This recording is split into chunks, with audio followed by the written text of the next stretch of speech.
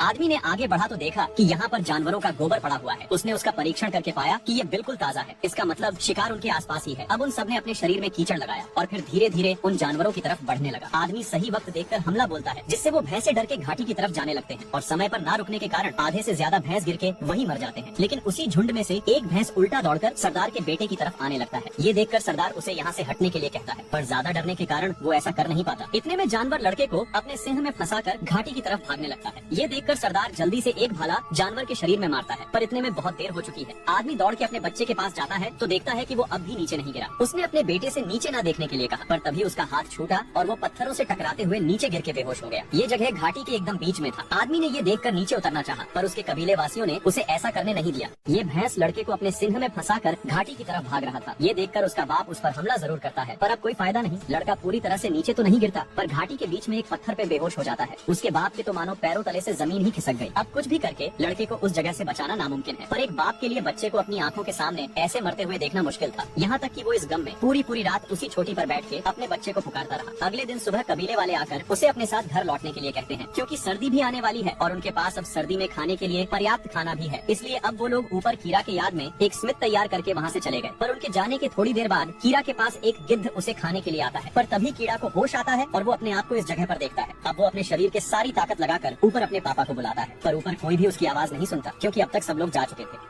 उनके जाते ही एक गिद्ध कीड़ा के पास आता है और उसे मरा समझकर उसके ओंठ को काटने की कोशिश करता है, लेकिन तभी उसे होश आता है और उसे पकड़कर नीचे गिरा देता है। अब वो ना ऊपर जा सकता है और ना ही सही सलामत नीचे आ सकता है। अब वो खुद नीचे आने की कोशिश करता है, लेकिन उसका पैर फिसलता है और वो एक ही हाथ से फिर से लटक जाता है। वो घंटों तक उसी पर लटका होता है और तेज की बारिश होती है। ज्यादा बारिश होने की वजह से नीचे काफी पानी इकट्ठा हो जाता है, जैसे बाढ़ आ गई हो। अब वो सोचता है और अपने हाथ छोड़ देता है। इतनी ऊंचाई से पानी में गिरने से वो बच जाता है, लेकिन उसके पैर में ज्यादा मोच आ जाती है। वो रेंगते हुए आगे बढ़ता है और बारिश के गंदे पानी को पीकर अपनी प्यास बुझाता है और अपने पैर को पत्थरों की मदद से सीधा करता है और उसे एक लकड़ी से जोड़ देता है। उसके बाद वो ऊपर जाता है जहाँ से वो नीचे गिरा था, लेकिन वहाँ उसके कबीले के लोग नहीं थे। अब वो अपने घर भी नहीं लौट सकता, क्योंकि वो मीलों दूर है और ये पहली बार शिकार करने आया था। आगे एक पेड़ के ऊपर जाकर रात बिताता है ताकि जंगली जानवरों से वो सुरक्षित रहे। सुबह वो बरसात के कछुए को खाकर अपनी भूख बिताता है, लेकिन उसका शिकार करने के लिए कुछ भेड़िए उसके करीब आ जाते हैं। वो जल्दी से उसी पेड़ पर जाने की कोशिश करता है, लेकिन एक भेड़िया उसके पैर को पकड़ लेता है। वो एक चाकू से उस भेड़िए पर हमला करता है, जिससे वो तुरंत नीचे गिरकर बेहोश हो जाता है। रात भर भेड़िए उसके नीचे आने का इंतजार करते हैं। सुबह होती है तो वो देखता है सभी भेड़िए जा चुके थे, उस भेड़िए को अकेला छोड़कर। वहाँ सिर्फ वही भेड़िया होता है जिसे वो एक दिन पहले जख्मी किया था। केरा भेड़िए को मारने के लिए एक भाला बनाता है, लेकिन जैसे ही वो उस भेड़िए को मारने जाता है उसे भेड़िए पर दया आ जाती है और वो उसे छोड़ देता है, क्योंकि कभी भी वो किसी जानवर का शिकार नहीं किया था। अपने भाले से वो उस कपड़े को निकालकर भेड़िए का मुंह बांध देता है ताकि वो उसे काटे ना, और वो उस भेड़िए को उठाकर एक गुफा में जाता है और दोनों वहीं पर सो जाते हैं।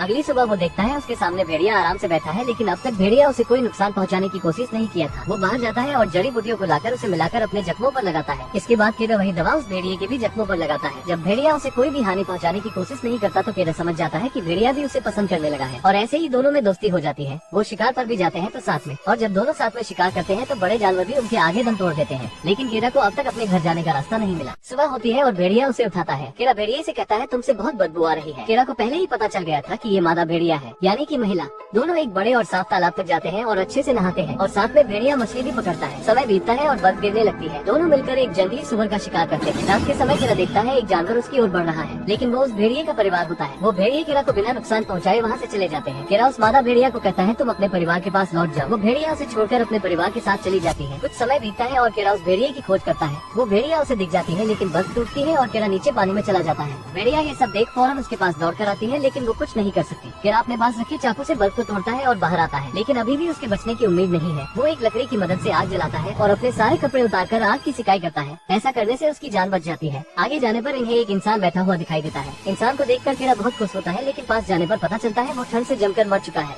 जब वो उसके पास जाकर देखता है तो वो आदमी बर्फ की वजह से जमकर मर चुका था। ये देखकर केरा बहुत दुखी होता है, क्योंकि उसे लगता है कि इसी तरह वो भी मारा जाएगा। लेकिन भेड़िया उसके गोद पर अपना सिर रखता है, उसको तसल्ली देने के लिए कि हिम्मत नहीं हारनी चाहिए। केरा उसके हाथ से धनुष बाढ़ लेता है और दोनों आगे बढ़ने लगते हैं। वो तभी इनके पीछे लकड़बग्घे पड़ जाते हैं इनका शिकार करने के लिए। वो दोनों एक गुफा में आकर छिप जाते हैं, लेकिन तभी वहाँ एक काला चीता आ जाता है और इनके ऊपर हमला करता है। भेड़िया केरा को बचाने के लिए खुद के जान को जोखिम में डालकर उससे लड़ता है और भेड़िया काफी जख्मी हो जाता है, पर तभी केरा अपना तीर निकालकर उस पर हमला कर देता है और वो वहीं मारा जाता है। फिर वो दोनों दोबारा निकल पड़ते हैं, लेकिन यहाँ बर्फबारी होने लगती है और भेड़िया घायल होने की वजह से चल भी नहीं पा रहा था। केरा भेड़िए को अपने गोद में उठाकर बर्फ के तूफान से होकर आगे बढ़ता है और आखिरकार उसका घर उसे मिल जाता है। उसके माता पिता काफी उदास बैठे थे उसके मौत के गम में, और तभी उसके पिता देखते हैं कि उसका बेटा वापस लौट आया है और ये देखकर वो काफी खुश होते हैं। केरा अपने पिता की तरफ हाथ बढ़ाकर कहता है, पिताजी मैं वैसा बन गया जैसा आप चाहते थे, लेकिन अल्फा को बचा लीजिए। उसने भेड़िए का नाम अल्फा रखा है। लेकिन जब दोनों का इलाज होता है, अल्फा 5 बच्चों को जन्म देती है। इनका जन्म यहाँ होने से इस कबीले के लोगों में बड़ी उम्मीद नजर आती है, क्योंकि अब उनके साथ भेड़िए भी शिकार करेंगे। और मूवी की यही पर ही हैप्पी एंडिंग हो जाती है। दोस्तों यहाँ तक आ ही गए हो तो वीडियो को एक लाइक जरूर करें,